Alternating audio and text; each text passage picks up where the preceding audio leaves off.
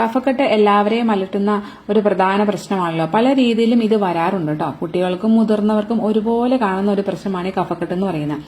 ഈ ഒരു ഒറ്റമൂലി ഉപയോഗിച്ച് നമുക്ക് ഇതിനെ പൂർണ്ണമായി മാറ്റിയെടുക്കാൻ സാധിക്കും കേട്ടോ. ഇതെങ്ങനെയാണ് ഉണ്ടാക്കുന്നതെന്ന് നമുക്കൊന്ന് നോക്കാം.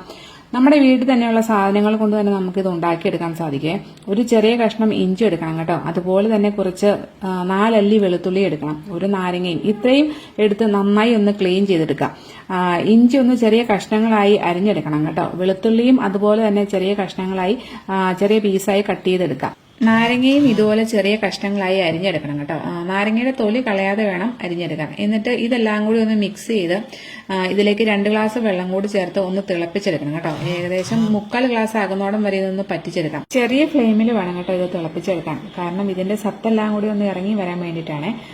ഇത് നന്നായിട്ട് വെട്ടി തിളച്ചതിന് ശേഷം വീണ്ടും ഒരു 2-3 മിനിറ്റ് കൂടി തിളപ്പിച്ചിട്ട് തീ നമുക്ക് ഓഫാക്കാം കേട്ടോ. കഫം പോകാൻ ഏറ്റവും നല്ലൊരു മാർഗ്ഗമാണ്. 5 വയസ്സിന് മുകളിലോട്ടുള്ളവർക്ക് ആർക്ക് വേണമെങ്കിലും ഇത് കഴിക്കാം കേട്ടോ. ബിപിയും ഷുഗറും അതുപോലെ തന്നെ കൊളസ്ട്രോൾ ഉള്ളവർക്കൊക്കെ ഇത് കഴിക്കാം.